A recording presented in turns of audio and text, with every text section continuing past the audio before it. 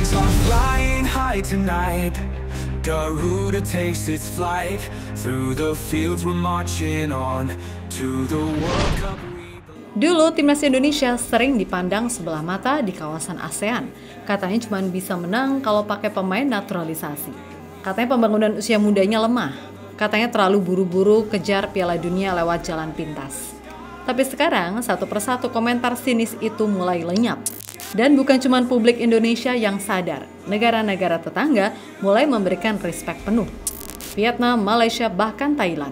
Media dan netizennya angkat topi melihat timnas U17 Indonesia yang bukan hanya lolos ke Piala Dunia U17 2025, tapi juga tampil dengan gaya main yang meyakinkan. Bayangkan aja di grup yang ada raksasa Asia macam Korea Selatan, Indonesia justru keluar sebagai juara grup. 3 pertandingan, 3 kemenangan, 7 gol dilesakkan. Cuma 1 gol kebobolan, dan mayoritas pemainnya bukan dari Eropa, bukan naturalisasi. Tapi anak-anak asli negeri ini, jebolan SSB dan akademi lokal. Hari ini ASEAN gak cuma mengakui kekuatan timnas Indonesia, tapi mulai mencontoh.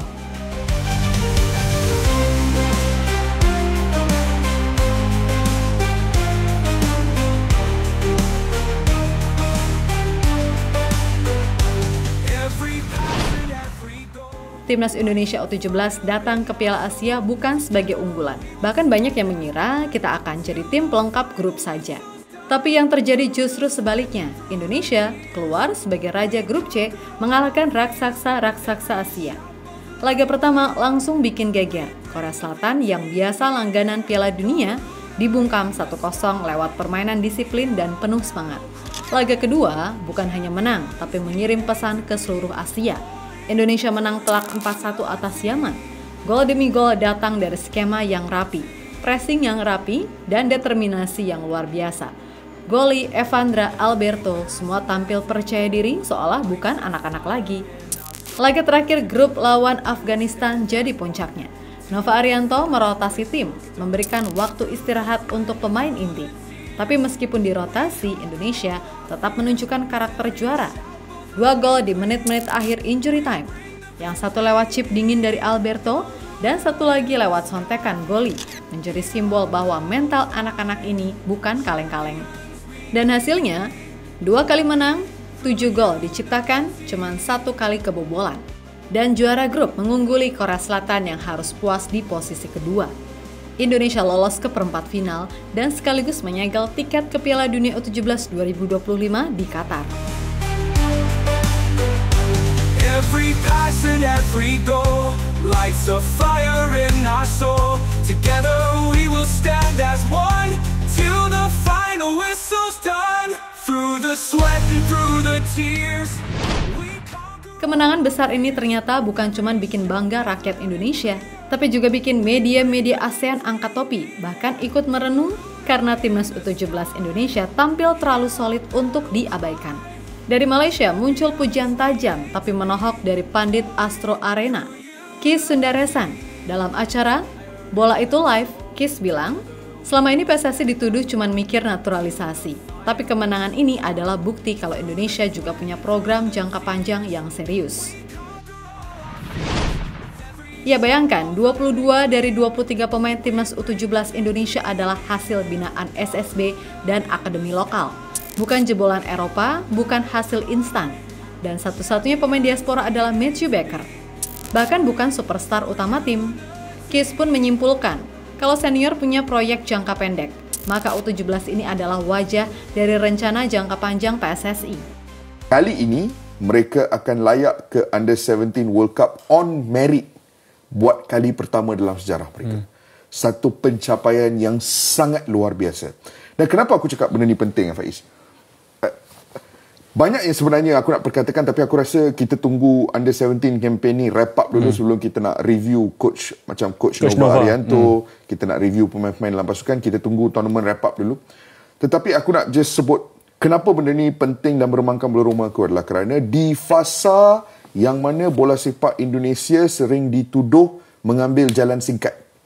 Dalam fasa di mana bola sepak Indonesia dikatakan terlalu gairah dan gelojoh untuk jalan singkat sehingga menaturalisasikan belasan ataupun mungkin puluhan pemain yang datang daripada Eropah untuk mengangkat martabat timnas untuk masuk ke Piala Dunia Senior. Di fasa perkara tersebut, tuduhan-tuduhan tersebut diberikan kepada PSSI. Kejayaan ini membuktikan bahawa ada perancangan dan juga perjalanan yang berlaku dalam direction dan angle yang berbeza. Senior team is senior team dengan projek short term mereka, tetapi at the younger age level ada satu projek jangka masa lama yang sedang berlaku.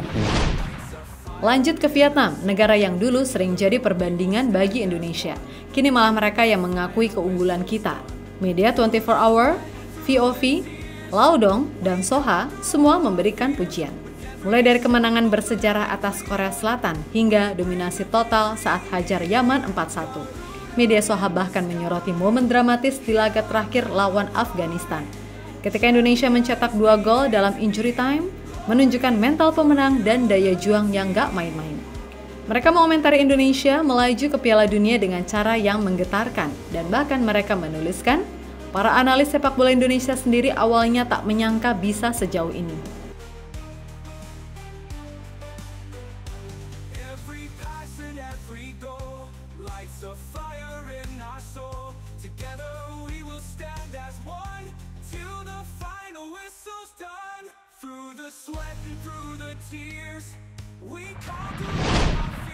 Dan dari Thailand, gelombang pujian datang tak hanya dari media, tapi juga netizen.